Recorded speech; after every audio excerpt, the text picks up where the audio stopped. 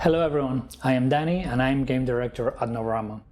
In today's video, I'm going to talk about one of the key aspects of our new game, United 1944, that is the player journey.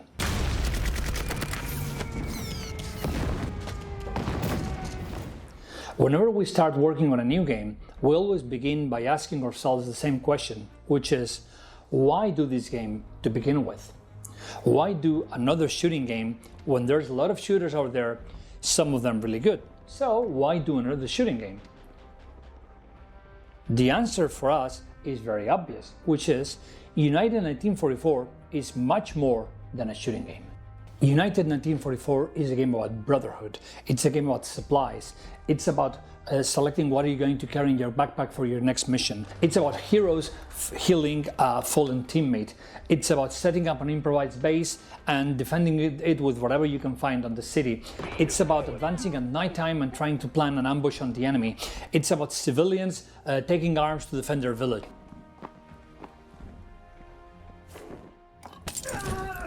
In United, we want to tell stories of ordinary people like you and us who perform extraordinary actions for their country. So, we replaced the classic shooter formula and we began with a very simple yet very uncomfortable question, which is, what would you do if you were in World War II?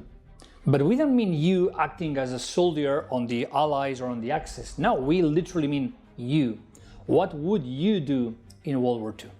The answer to that question is the player journey, is what you choose to do in times of war. So your journey into World War II begins with you, alone, on a nameless village. Your journey starts empty-handed on the edge of a war-torn city. Two armies are fighting for the control of this town. So your first step is securing access to weapons and deciding what's going to be your initial battle strategy. To get a weapon, you must explore the city and scavenge any useful materials you can combine to craft your first makeshift gun. But of course, keep your head down, because enemies are also infiltrating the city.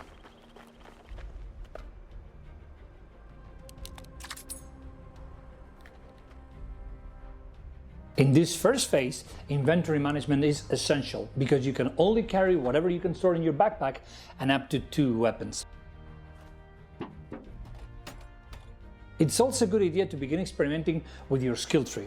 In United, there are no predefined classes. Instead, you have 40 skills you can develop, so you can build up your own unique fighter DNA that can of course change from battle to battle.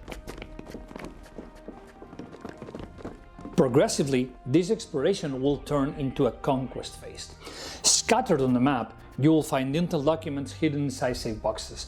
By retrieving them and delivering them to your HQ, you will then be able to craft the Outpost Kit.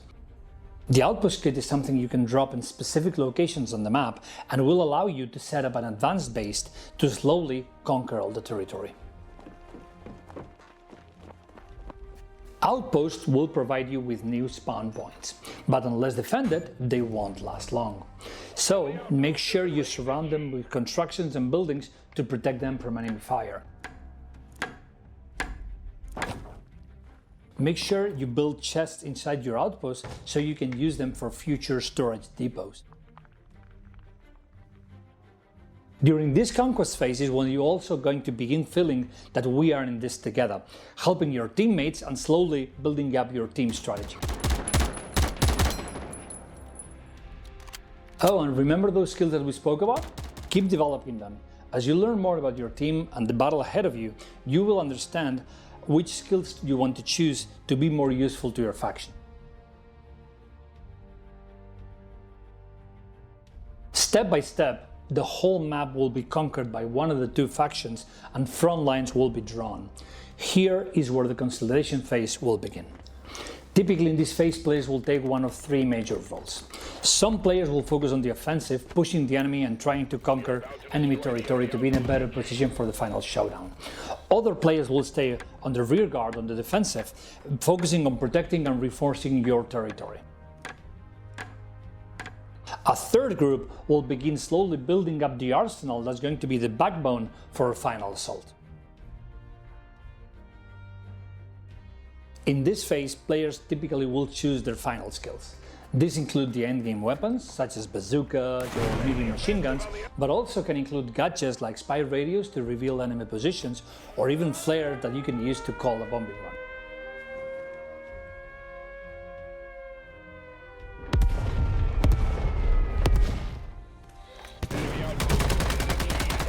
Naturally, the time will come for the final assault. At this point, both factions are perfectly oiled war machines, with each player understanding and performing his or her role to the best of their skill. Teamwork is the lifeblood of this stage, with squad leads calling enemy position and defining team strategies. All the arsenal prepared and amassed on previous stages will now be put to good use, until of course only one of the factions remains.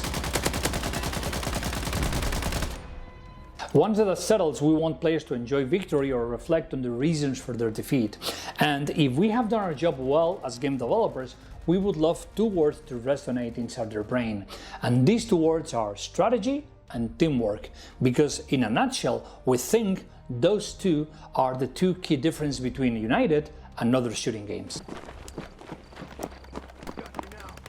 In times of war, of course, yes, shooting and weapons are important, but defining the best strategy and communicating that strategy across all the chain of command to your units is the difference between victory and defeat. In United 1944, we want you guys to think, yes, we won, but we didn't win because we were the fastest ones with the trigger. No, we won because we were the ones with the best strategy and the best teamwork. In a word, we won because we were united. We've got more news to share with you regarding United 1944, including the beta dates, so make sure you follow us on Discord and on Steam to be in the loop. Thanks so much for watching, and see you in World War II.